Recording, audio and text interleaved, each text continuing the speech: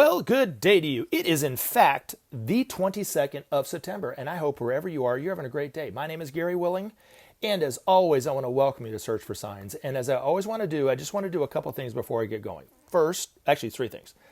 First, I just want to let everybody know if you are new to this channel and you're hearing this information for the first time and you want to know more, the best thing to do is to research this information for yourself. Okay, now you can do it however you want to do it. You can do it the old school way and buy a book. One of Benjamin Creme's books will help you know more about this information. If you're kind of somebody who doesn't really want to buy a book, but you like to read and see images for yourself and kind of research it that way, check out the Share International site. Link is at the top. If you're somebody who just wants to listen to a video that perhaps might explain it better than I can, check out that link right below it, which is a YouTube channel that has a video. It's about an hour long. You don't have to watch it all at one time. You can kind of watch it here or there. But it's a Benjamin Creme talking about this information. And I think you can get better background information from him than you can from me. So that's why I'm always encouraging everyone to check out those sources for yourself.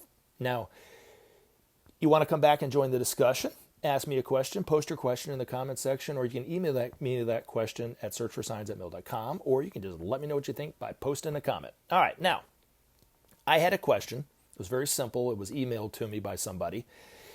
It's asking, or he's asking, is he, meaning Maitreya, the Antichrist? Now, I'm going to ask some rhetorical questions because you don't know me, right? But why would I be promoting the Antichrist? Why? You know what I'm saying? What would I get out of it, right? Now, you could answer it, if you believe he is the Antichrist, you can answer it a couple different ways, right?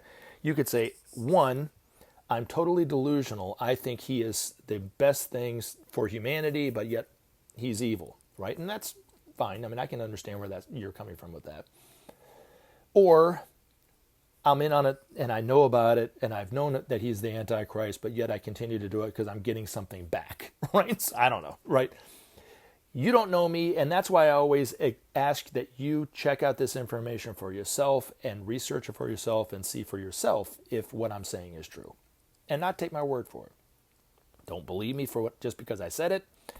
I don't think anybody would because you don't know me. I'm just an ordinary person. Right now, I've met Maitreya many times in my life, so has others.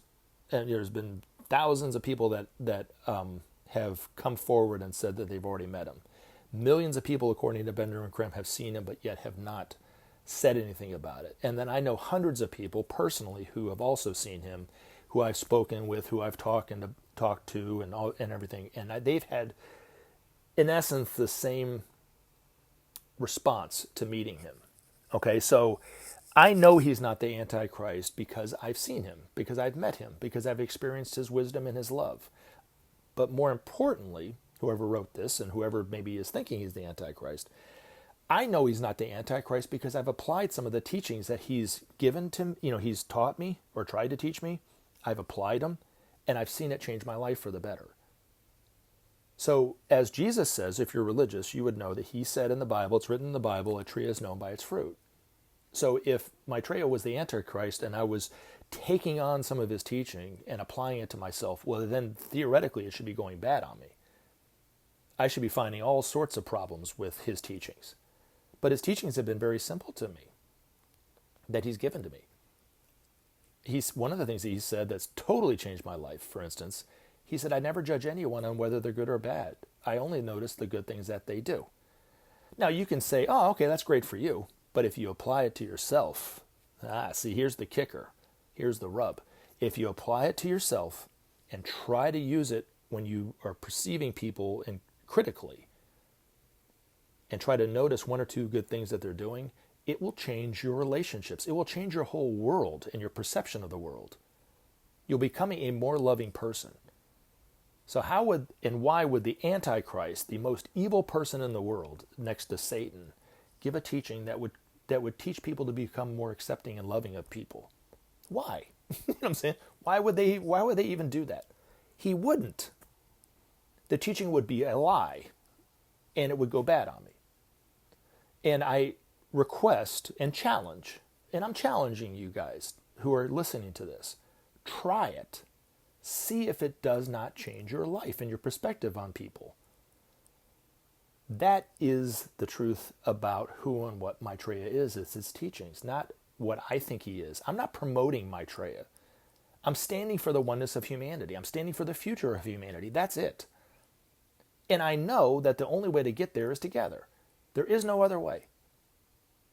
And I'm going to talk about politics here in a second, but the right are expecting the left to either totally agree with them eventually or basically slip off the edge of the earth and be gone forever, and then they are king of the mountain, right? And the other thing is that the left are expecting them to do the same thing, either to finally agree with everything that the left is saying, or the right's just going to fall off a cliff. You know what I mean? Neither of those are going to happen. We are here on this planet together, and we have to learn how to live together. And the only way to learn how to live together is to learn how to trust one another. And the only way to bring about trust is to start the principle of sharing, according to Maitreya. That's the only way. Now, getting back to the Antichrist. Okay, now, who is the Antichrist and what is the Antichrist? Of course, it's written in the Bible. I don't know if there's an Antichrist figure in Islam culture or in Hinduism or whatever, or Buddhism. But in Christianity, it's a pretty big thing to think about, to ponder on who could be, to, right now, because we have the internet and the resources that we have, to dig on the internet and try to find who and what the Antichrist is. Most evangelical Christians believe that they're living in the end times, right, as they call it. So therefore, the Antichrist will be showing up anytime, right? Now, there are different people who view the Antichrist differently based on their misinterpreting their own scriptures, but based on their scriptures. But according to the Ageless Wisdom Teachings, the Antichrist is not a person. It's not an individual. It's an energy. And it's an energy that's sent out to destroy the old ways of thinking and relating to allow a new way of thinking and relating to occur. And that's it. And it's beneficial in the end for humanity, but while it's going on and while it's being released, it's pretty nasty. Now, the Antichrist energy was originally released through the Emperor Nero 2,000 or so years ago, at the time that John was writing Revelation. And at the end of the day, what happened is it destroyed Rome. Rome was destroyed. And it allowed Christianity to flourish over the last 2,000 years. Now, humanity could have done one of two things with the information about coming from Jesus. They could have taken it as it was meant to be and come together as a humanity and love one another, and we'd be living in a totally different world, or do what they did with it, which is create divisions, create hatred, prejudice, do all sorts of manners of sins in the name of God, because humanity misused the information that they were given. They put to death the person who actually gave them that information. And the people that came behind him and after him that were speaking the way that he was speaking, they put them to death. Because that was different than what they thought, right? Now, the second time the Antichrist energy was released was about 100 years ago, during the time of World War I and World War II, around that time frame. And it really peaked and crescendoed right during World War II in the 40s. So not quite 100 years. But if you look at the way humanity knew themselves to be, saw themselves in the world, related to one another based on that perception, we are living in a totally different world than we're living just 100 years ago. Just 50 years ago, it's totally different than it was 50 years ago. So what's it going to be like 50 and 100 years from now? But we would not have the ability to see life differently had it not been for that energy being released through the Axis powers during World War I and World War II, according to the Ageless Wisdom Teachings. So this is just a different perspective on the Antichrist. That's why I want you to read more about this and educate yourself better about it, and then you can see if there's truth to what I'm saying or not, based on what you think. Okay, so I'm not saying this is the truth. I'm not saying you need to believe this. I'm just saying, and believe something different that you already believed about the Antichrist. I'm just giving you an alternate view of it. So hopefully it will help. Anyway, but the Antichrist was released through the Axis powers of the Nazis in Germany, the fascists in Italy, and the militarists in Japan. And that energy has already come and gone. So people nowadays are convinced that they're living in the end times. They're misinterpreting their own scriptures. We're not in the end times. This is just a transitional period between one age and the other. And so they think that the Antichrist should be coming out anytime soon. And they're looking for anybody who has a different viewpoint than them. They always have a different viewpoint than them. Always. Could be the Antichrist. And there's a guy I listen to. His channel is on YouTube. It's 45 Antichrist, I think is what it is. Or the Antichrist 44. I can't remember off the top of my head. It doesn't really matter. But his name, he goes by this guy. His name is Brother Paul. And he has a number of verses. I can't remember the exact number. It is a lot. That pinpoint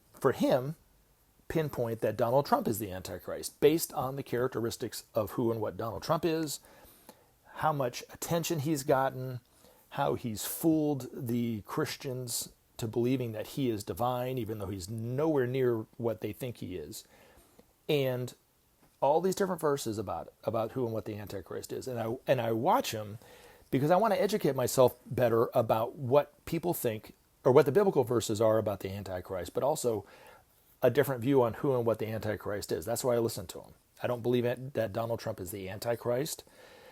Never said he's the Antichrist. But I do think that Donald Trump, along with many of the members of the Republican Party, are being used by the forces of darkness. They're being influenced by it. And I can say that because I've seen some of the things that have happened during the Bush-Cheney years and how destructive that was. But more importantly, this is the one thing I want you to think about when it comes to politics and why I say what I say about who and what Trump is and why I think that the Republicans are being used by the forces of darkness. It's not a political ideological thing.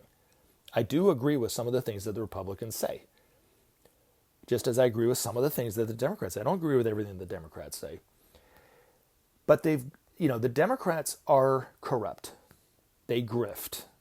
They're feckless. They have no spine. They're politicians, right? But they don't do what the Republicans do. They haven't taken that step into claiming Jesus, knowing that this country is evangelical to its core, claiming Jesus is behind their political movement, even if it's destructive, even if it's totally different than what Jesus said. That's the evil that I think that they're doing. It's the same thing that the churches did, a little over 1,000 or so years ago when the Catholic Church came online and claimed that they were the only repositories of the truth.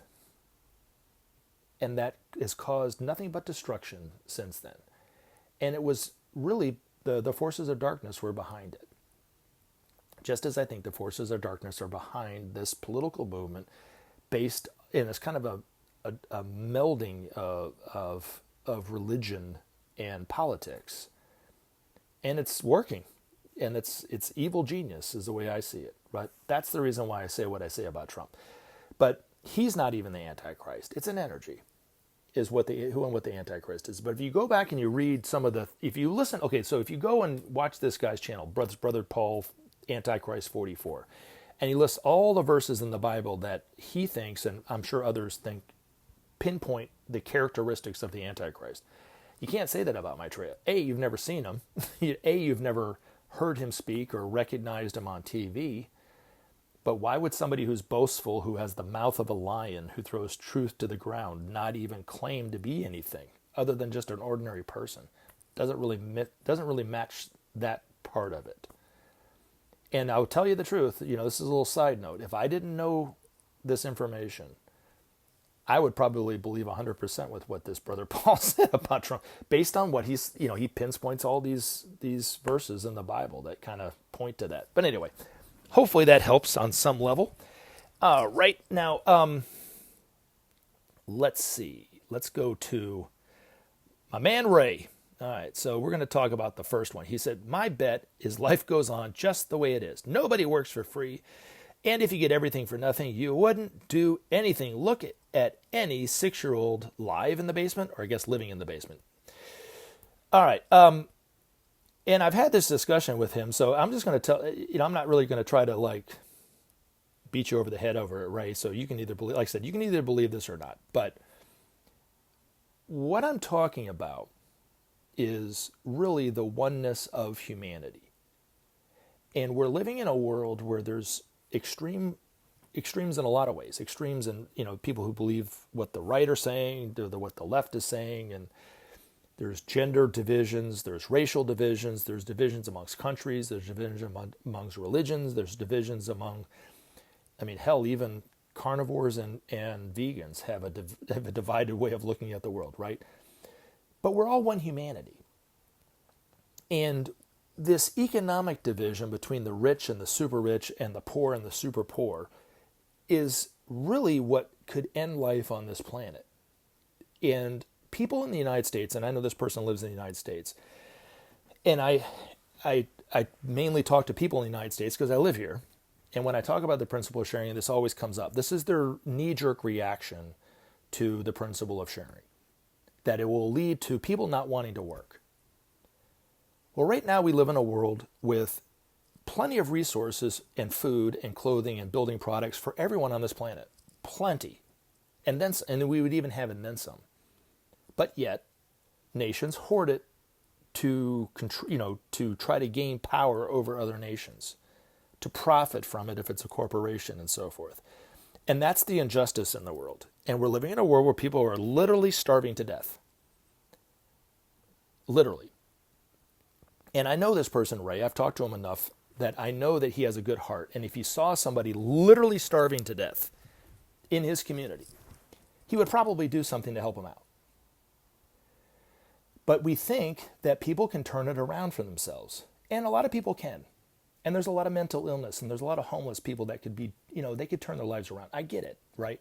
But there's also areas of the world, and I've been to several of them. Mexico is one, the Philippines are another, where there's just people with nothing, and they can't do anything because the system is set up for them to not have anything. And it's an exploitation from the super, super rich.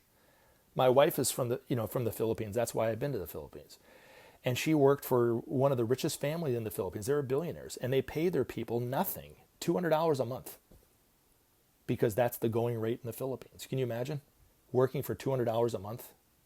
And she was trying to support her daughter and her family off of $200 a month. I don't know how she did it, but she did it. But she worked really hard doing that. And that's all she could make. Can you get ahead in this world with making $200 a month, Ray? You can't. And then you go to her town, and it's not like these people can just, hey, you know what? I'm just going to start my own business. And there are people that do. But they don't make nearly enough money to survive, they're starting their own business, right? Because that's pretty much all they can do. They can't just go find work here and go there and get a job. And it just doesn't work like that. It's just totally different. But the people in the United States think that the poor and the super poor, the people with abject poverty, people of nothing, should just slip off the edge of the earth and just be gone forever, or piss off for the end of time. And it's complacency. And I think that is an evil. To believe that, to see life so separately that you don't even think that you should do anything, to even lift a finger to help them, because that will hurt them in some way. Totally bogus. And the other thing too is, Ray, and other people who are listening to this, who live here in the United States, you said, and I quote, you said, I bet life goes on just the way it is. So you're saying, with all these tremendous changes that are going on, all this technology that's going to become disruptive to life, like automation, is going to disrupt every aspect of human life, could theoretically put out 3/4 or more of the population, put them out of business, put them out of work. What then, Ray? Are they just going to sit back and do nothing and just take it? Are they just going to, and a lot of these people in the United States have guns. So are they just going to sit back and just not work and see their family starve to death, and that's okay, and we're going to be fine, and everything's just going to keep on chugging along, and the Elon Musks of the world will eventually be a trillionaire in 30 years or 20 years or whatever they're predicting him to be, and Jeff Bezos probably will be a trillionaire by that time, and God knows how many other people will be a trillionaire, and they'll have all these people on YouTube making millions of dollars, and everybody else is out of work. Yeah, that's not going to happen. It's not going to happen. And dare I say, it's delusional to think that it would happen. But people think that the system is just going to maintain itself from now on, just as it is from now. Well, just because it is today does not mean that it's going to be like this tomorrow. It doesn't mean that. Now, what Maitreya would say is that there's no way that the system can continue on for much longer. The system that we call commercialization, or the system that we call capitalism as it is today, cannot continue on in the way that it is because it's not supporting the needs of all the people. And he says it like this: without sharing, there will be no justice. There will never be justice if the principle of sharing isn't tried. And then if you want peace, there will never be peace if we don't create justice. And then, according to Maitreya, we'll never have a future if we don't bring about peace. There's no way to bring about a future for ourselves because we have the capabilities of destroying ourselves. They're all sitting in the ground. We have thousands upon thousands of nuclear weapons all over the world that somebody somewhere is going to say, that's enough, boop, bam. And then it's going to create a war that will eventually bring about to where all the nations have to participate in that war. It'll eventually be nuclear and will end all life on this planet. That's the future that is facing humanity if we continue on doing what we're doing. Now, here's the thing for Ray and people who think like Ray. I do think you have a great heart, and I do think you have a good heart, and I don't know why you come back and say some of the things that you say, but then when I talk to you, you kind of not acquiesce from that view, but you take a softer view on it. So either something that I'm saying that's triggering something within you that is having you come back and comment like this, which is fine, you know what I'm saying, all in our own time. But I can't say how you're going to choose, but Maitreya is going to give humanity a choice. Eventually, we will start to see Maitreya more and more on TV. And he'll speak to humanity more and more. Those people who know Maitreya or know of Maitreya will start to recognize him as Maitreya. It will eventually happen. And then eventually we'll all see him on TV, and he'll speak to us all at the same time on the Day of Declaration. And he's going to give humanity a choice. We either continue on in the way that we're doing, just as Ray thinks that we will and probably wants it right at this moment in time, and we will eventually end all life on this planet. Or just try the principle of sharing. Just see what happens. Just try it. Now, people always want proof and evidence. Well, if you go back and look at the Marshall Plan, happened right after World War II, that is a clear example of the principle of sharing. Did it create a bunch of kids living in the basement doing nothing after the Marshall Plan in the 40s? No, it did not. Did it bring about communism here in the United States? No, it did not. But what it did do is rebuild Western Europe. What it did do was bring about trust amongst nations that didn't typically trust one another. It brought about goodwill, which from the master's point of view is the lowest aspect of love, or the lowest aspect of peace is goodwill. And we haven't attacked one another since, even though it stopped, even though it only lasted for 4 years, and we haven't tried it again. It brought about peace amongst nations. The same thing that Trump claims that he can do on his own, and he's the only one that's going to bring about peace. He will never bring about peace because he doesn't want to share the resources of this country. It's never going to bring about peace. You know why I know that, Ray? Is because it never has. It's never brought about peace. Attacking Iran or Iraq and Afghanistan was promised by Bush to bring about peace and security, to end terrorism forever. It has not done that. So, if you have half a brainstem, you can look and say, that line of thinking, that line of action does not bring about what you're promising. But if you look at the Marshall Plan, it did do just what Bush said it would, his war on terrorism would do. And just as Trump says he can do in the Middle East and end the war in Ukraine, the principle of sharing would end all that. The principle of sharing would end all this mass migration of illegal immigrants, not only in the United States, but in Europe and other countries. It would end it almost overnight. And the only reason why we're living in a world where people are coming over the border illegally is because they want a world in which they can live in. And their country is dying. So that's why they're coming over. And a wall's not going to stop them.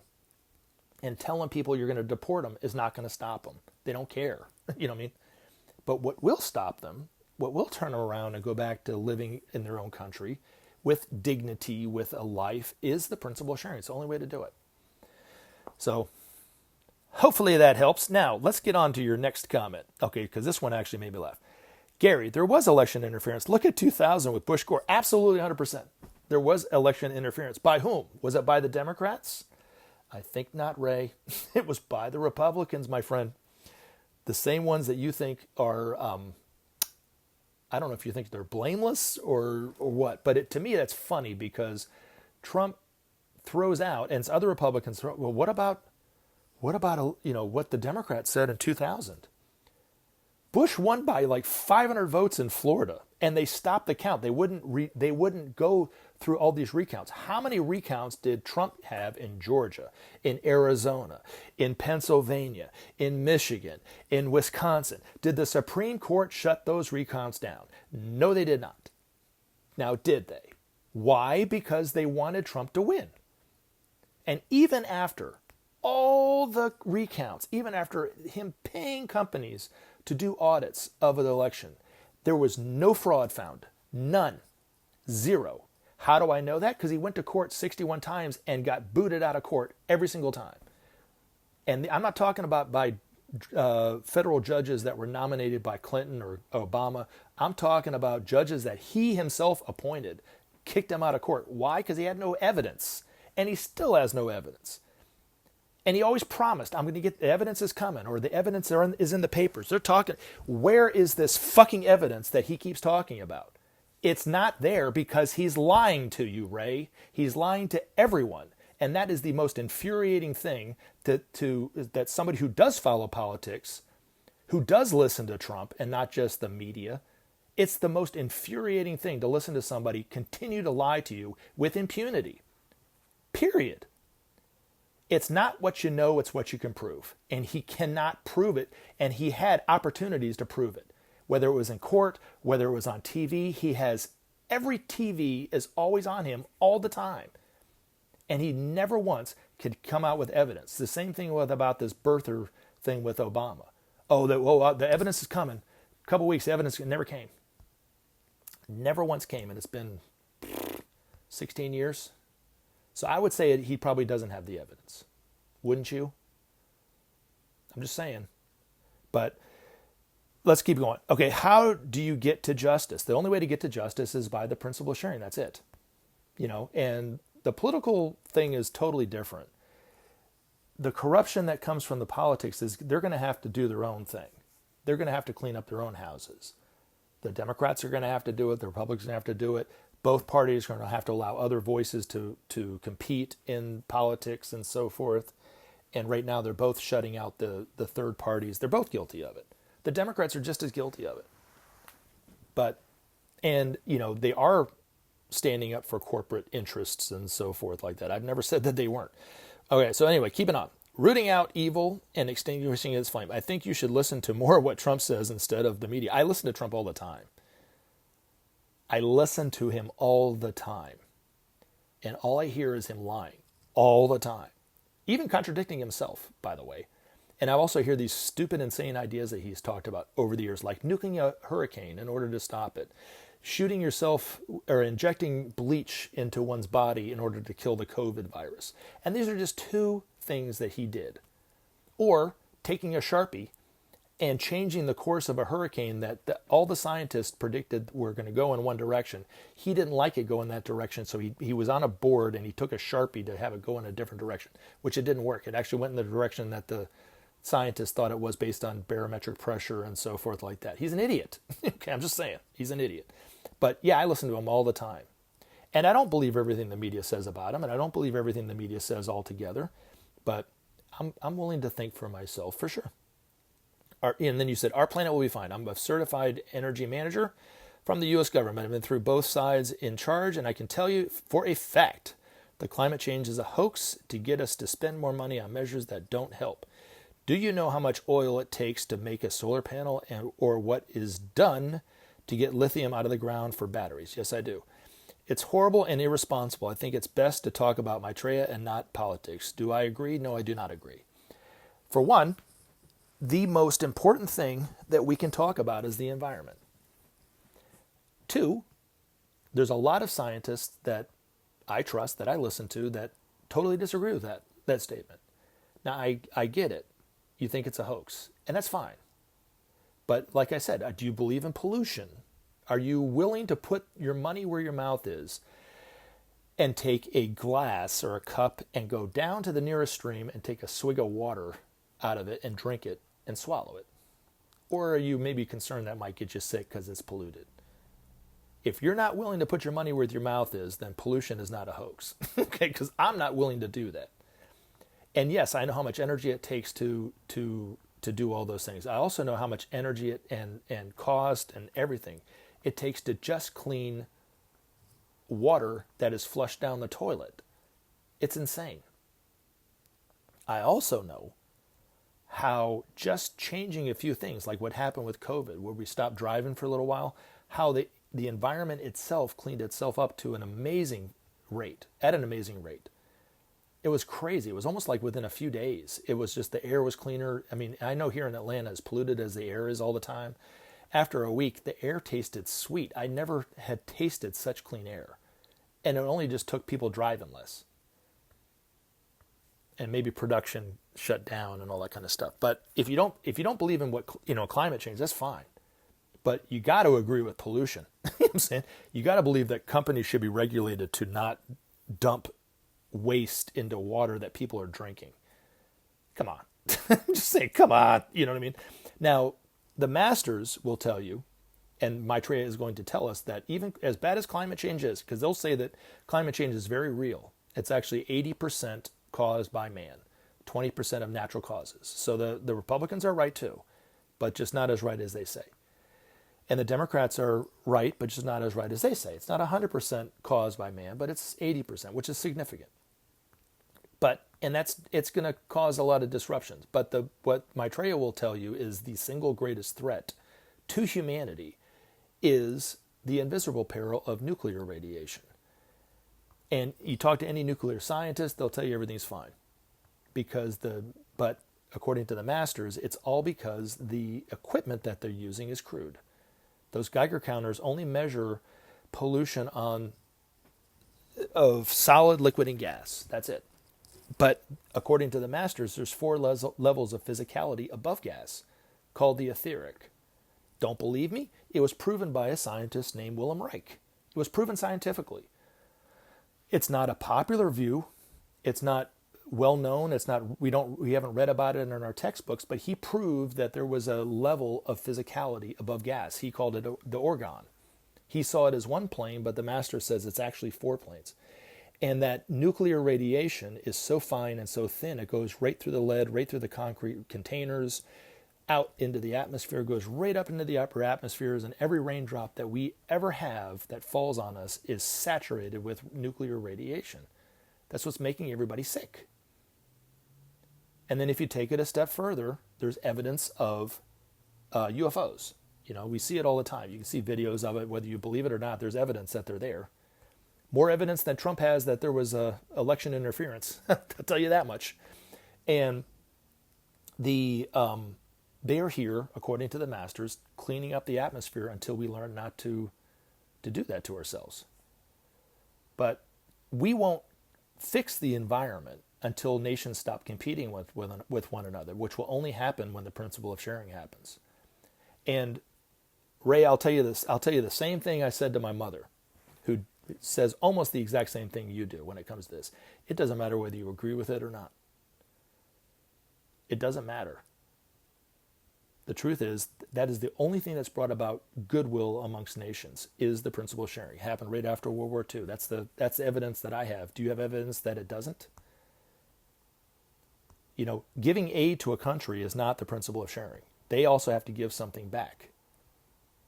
That's the principle of sharing. It's a lease lend thing, where they give their resources that they have in excess back to pay for what they took.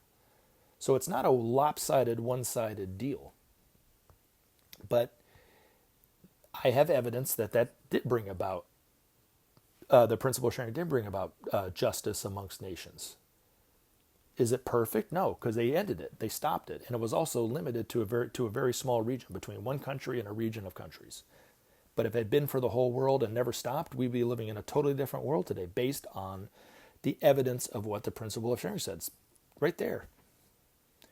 And like I said, I mean, I get you threw out your credentials. I don't have those kind of credentials. I see the evidence of pollution all the time. I don't see the evidence of nuclear radiation because it can't be seen. But there are people who are starting to believe that it actually is a part of the problem. Maitreya will highlight it and put a spotlight on that one thing, that is the most important thing that we need to do, is change the way that we produce our nuclear power. Change the way that we do it. It can be done very simply. Instead of doing it one way where we create nuclear waste, we do it another way. It creates, the byproduct is clean drinking water. But it's more expensive. But anyway, I love you guys. Thank you very much for the challenging question in the comments, Ray, and thank you very much, whoever you were, for the email. I really appreciate it. I love you guys. You guys take care. Enjoy the rest of your day.